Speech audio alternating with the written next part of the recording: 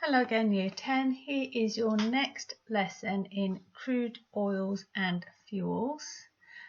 You've got a do now on the first slide. This is a diagram. We've seen something very similar earlier this year. It is a graph. You've got the axes are labelled with temperature on the y-axis, that is going up, and energy on the y-axis going along. You have got three states of matter labelled: solid, liquid, gas. There are square boxes for you to put a particle diagram in for each state, and you have got arrows on each of the plateaus where you need to put the names for the processes where a solid changes to a liquid or a liquid changes to a gas, depending on the direction that the arrow flows. Should be quite straightforward. It is from a little earlier this year, so it's a good bit of revision.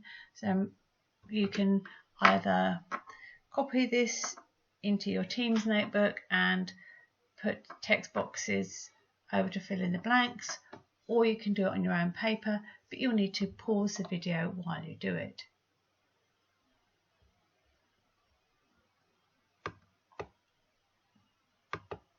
And here are the answers. They are quite straightforward. Please make sure that the particle size for solid, liquid and gas remains the same. When particles gain more energy, they spread out. They do not change in size. Okay, you've got the words there in red so that you can check you've got the right words and the correct spelling. Next come our objectives for this week. So we've got 4 objectives. First of all, we're going to know the products when hydrocarbons are burnt in a good supply of air. You're going to know the tests for these products. These tests come up in biology as well as chemistry. They're used in a number of processes. This is key information for your GCSE. You need to know why carbon monoxide is given off during incomplete combustion. And you're going to need to know how to write balanced equations for complete combustion. I know we love balanced equations, haven't done them for a while though, which is why we're going back to them, because they are important. So first of all, complete combustion. The Cambridge Dictionary defines combustion in the scientific sense as the chemical process in which substances mix with oxygen in the air to produce heat and light. Now heat is what we want from combustion. We use that as an energy source. Light is a byproduct, but if you think about burning something like wood, we will know that it produces bright flames. If we think about a Bunsen burner, when we're burning the gas, it produces a bright flame. So that is the light that is produced. And when we have crude oil, going back to last week's lesson, where we had the distillation, especially into fractions, the lighter fractions, such as propane gas, are very useful as fuel sources. If you've ever been camping or you have a patio barbecue, you've probably seen the orange cylinders that contain gas. That is propane. Now, there's a straightforward, ready balanced equation here for propane. Now, you should already know the formula for propane. The names of the alkanes were something you had to learn from last week. Oxygen always comes as an O2. It's never a single molecule, it's always in twos. Carbon dioxide we'll know already, water we'll know already. Oh, I've missed out something here on carbon dioxide. All the others have got their state symbols. Propane we know as a gas because you've said here it's propane gas. Oxygen at room temperature is a gas. The water that's produced in this reaction is a gas. We need to add in, there we go, a little g in a brackets to remind us that carbon dioxide is a gas. Always best to check your work and make sure you've got that. So a balanced equation will have the chemical formulas. It will have the same number of carbon and hydrogen and oxygen on both sides. So quick check, 3 lots of carbon here, 3 in front of the carbon dioxide means there's 3 lots of carbon. There's actually 6 lots of oxygen there because it's 3 of the whole molecule, and 3 times 2 is 6. With the water, same, we've got 4 lots of everything, not just 4 lots of H2, we've also got 4 lots of the single O at the end. Just a quick reminder there. So, complete combustion is an oxidizing reaction, and both the carbon and hydrogen from the propane will be fully oxidized. Now, all hydrocarbons which are completely combusted in air react with the oxygen in air, and they only ever form two products. Really, really easy. Learn this and look like a genius. They are water and carbon dioxide. Water is obviously useful on the planet. Carbon dioxide can be more of an issue. We know that lots of fossil fuels are burnt. We burn coal at power stations. We burn gas within our homes. We will burn petrol and diesel, which are also hydrocarbons, in our cars. They produce lots of carbon dioxide. This is carbon that was previously locked into the hydrocarbons that is then freed, bonds with the oxygen in the air to make carbon dioxide. This is causing global warming and climate change. That's links to other topics there. You're not sure about it, there is loads on the internet. Just make sure you check your sources carefully. Right, we cannot unfortunately do the practical at the moment while we're at home, so I have got a diagram here for you of how the practical would be done. It's quite straightforward. You've got your natural gas comes into your Bunsen burner, and we've got a luminous flame, and very carefully just above that there is a glass funnel that has been inverted. Obviously not going to be plastic because that would melt from the heat.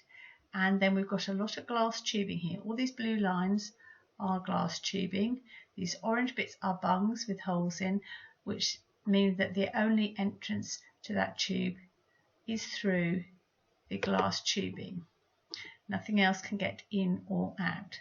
Now, importantly, we know that we've got carbon dioxide, we know that we've got water, but we also know they both come off as gases. Now, we don't want them just both coming out at the end here.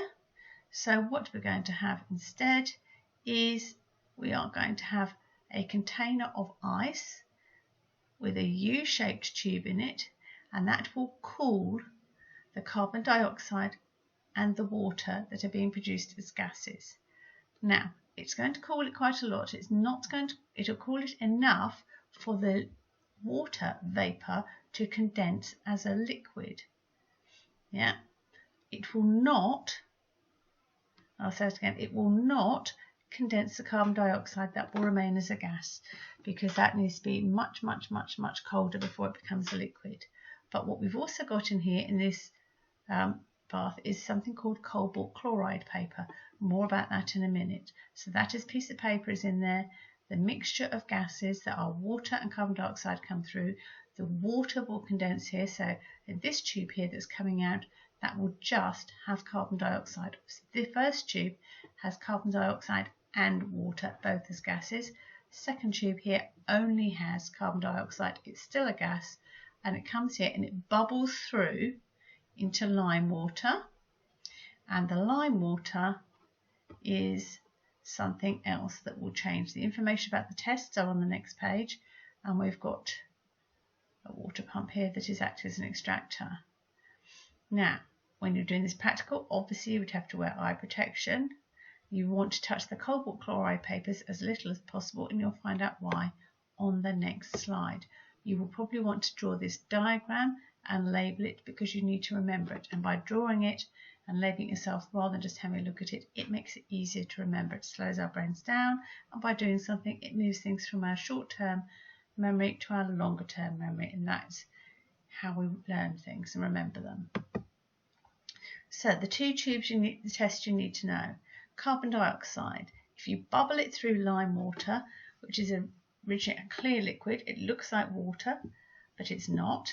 It will turn a milky white colour as the carbon dioxide reacts with it. This test is used both in chemistry to show that carbon dioxide is one of the gases produced. It is also used when you're testing exhaled air to show that carbon dioxide is exhaled. That's another use for it. Test for water. Obviously in a lab we're not going to taste a liquid just because it looks clear. It might be water, it could be lime water, it could even be an acid. So what we use, we can have cobalt chloride paper that starts off blue, and it becomes pink in the presence of water. The reason you handle it as little as possible is obviously there can be moisture on your hands, especially on a hot day like today. The other thing you can use if you haven't got cobalt chloride paper, a little bit more fiddly, is anhydrous. That means without water. Hydrated means with water. An, instead of at the beginning, makes it the opposite. That means it's without water. Copper sulfate powder, and that will turn blue to what we would think of as copper sulfate colour if there is water present passed over it. But the cobalt chloride paper is easier to use and easier to tidy up. Now, we're going to have a go at balancing a complete combustion equation. On the left hand side here, I'm going to be putting the equation and the stages. On the right hand side, I'm going to be writing the steps. The steps will be the same for every equation you do. So the question you've been given is write a balanced equation for butane fully combusted in air. Now I know that you did the work last week so that you know the formula of butane. You know that the bit that it's combusting with is the oxygen from the air. We can ignore the other gases. They will be there at the beginning, there at the end. They will not change the reaction. We also know from what we looked at earlier what the products are going to be. So now our first step, we're going to highlight the substances we've got and write the formulas out. Butane C4H10, air, remember it's only the oxygen we need, and that is O2. It's always a double molecule, never on its own. Next stage, we're going to add in the known products. We know the products are carbon dioxide and water, and we've got an arrow to show the direction that the reaction is moving in. So we've got butane and air, oxygen from the air, carbon dioxide and water as products. But we know this equation is not balanced yet. And we're just going to prove that by counting how many of each element. So on the left hand side, we've got 4 lots of carbon, 10 lots of hydrogen, 2 lots of oxygen. On the right hand side, we've only got 1 atom of carbon, 2 of hydrogen, 3 of oxygen. Clearly not at all balanced, but we can sort that out. Now, when we're working through combustion equations, we always do it in the same order, so that's why I've got your steps coming up. First of all, we're going to balance the carbon. I've highlighted this in pink. Hopefully you can see that all right. Now we've got 4 lots of carbon on the left, so we need 4 lots of carbon on the right. So we're going to put a 4 in front of the whole molecule. We can't just put a 4 underneath the carbon there, a subscript, because that would change the molecule. It would no longer be carbon dioxide. So we've got to have 4 lots of carbon dioxide. But that actually means we've got 4 lots of 2, so that's 8 lots of oxygen here, as well as the one over there. So when we balance the carbon, it does actually change the oxygen, but do not worry, we will deal with that later. So moving along, next we're going to look at is the hydrogen. Now, first of all, we could think we could put 5 because we've got 10 here, and 5 times 2 is 10. But that would actually leave an odd number of oxygen. And remember, we said at the beginning, oxygen always comes in 2s, so we don't want an odd number. So we're going to make it 10. So 10 times 2 for the oxygen will be 20. So for the hydrogen will be 20. And 10 times 1 for the oxygen will be 10. That's quite easy. That does actually mean, though, that to balance the hydrogen over here, we're going to have 2 lots of butane, which is going to change the carbon as well. So I've had to change the number of molecules of carbon dioxide as well as changing the water and the butane. I've done it in different colours to hopefully make it easy for you to follow. If you're not sure, make sure you pause it, count it up yourself, do it yourself. It should make sense when you do that. Finally, we need to balance the oxygen. I've done this in blue. Okay, now we know already how much oxygen we've got at the end. We've got 26, and luckily, knowing our 2 times table really well, we know that 13 lots of 2 is 26, because this still has to be a 2 here. We can't change that, remember. So 13 times 2 is 26, and our final equation is given at the bottom. We've got, and then we can just quickly go through and check. So we've got 2 times 4 carbon. That's 8 carbon, lovely. 2 times 10, that's 20 hydrogen. And 10 times 2 is 20 hydrogen. Lovely. 13 times 2 is 26. We've got 8 times 2 is 16. And 10 times 1 is 10. 16 now 10 is 26. Looks a bit tricky, but it's not. What you need to remember is you do always work in the order carbon, hydrogen, oxygen. You learn that order and you will be great. Now I know some of you are going to go, that's a little bit tricky. So I have given you a link here to a worksheet, and it has got lots and lots of questions. Also really kindly got the answers with it, so you can check them when you've had a go. If you're stuck, obviously you can message me on Teams, you can email me. One more thing we need to look at. Incomplete combustion. This is when it doesn't burn completely, if there's not enough oxygen. For example, if you're in a small space, a room where you've got good double glazing, the windows are shut, doors are shut, you can be burning gas and you can run out of oxygen. And if you have incomplete combustion, you get different products. Water is still made. That won't change because you've still got the hydrogen. So what will change is the carbon dioxide. Instead of just having carbon dioxide, you can get a mixture of carbon dioxide and carbon monoxide. Sorry, I just spotted a typo there, guys. Let's just quickly change that for you. Okay. Now, carbon monoxide is really dangerous. It's colourless, so you can't see it. It's odourless, so you can't smell it. And as you breathe it in, it will bind with the hemoglobin and your red blood cells, which will stop you taking up as much oxygen. And the effect of this will actually be initially to make you feel sleepy, then to make you unconscious, and finally it can make you die. Not a desirable outcome, I'm sure we all agree. So if you have a room where there is a boiler, a gas boiler, or if you have a room where you have got a log burner, you are well advised to have a carbon monoxide alarm. And this constantly samples the air, and if it notices that there is carbon monoxide, it will set off a shrill beeping sound. It will also have a flashing light, so if you're hard of hearing, you can see that. They are actually a requirement in rental properties. It is so important. And the other place that you need to have them are things like places like caravans or the longboats that you can rent to go down canals which have boilers that burn gas. Definitely worth knowing that. And if you're not sure about red blood cells and the take-up of oxygen and carbon dioxide and how they handle it, some extra revision is available. Now, you've got just a couple of questions here to answer for me. Well, 4 actually. You've got, first of all, name the products of the complete combustion of a hydrocarbon. 2 marks. Gives you the hint that there's probably 2 products. Describe the test for each of the products. 2 marks. As I said, this is key information for your GCSE. Please make sure you learn it. Question 2. Natural gas is mainly methane. Oh, so kind. I've given you the formula instead of expect you to remember it.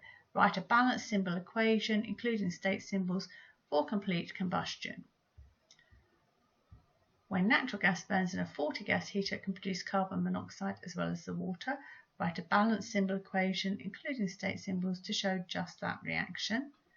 Describe why victims of carbon monoxide poisoning are unaware that carbon monoxide is building up in the air. And I'm going to do this while you're watching so that you know. Submit these answers on Teams or by email. These are the only equations you have to submit, because that is going to show me that you have got the hang of balancing your equations. I know it's a bit tricky. I know we're not very keen always on balancing equations, so I will remind you that I am available by email to help you out. Please do message me I will also be around in school next week, but I'll be in the mini school, so you will not be able to come and see me, but I will still be looking at my emails. Take care. Hope to hear from you soon. Bye for now, Year 10.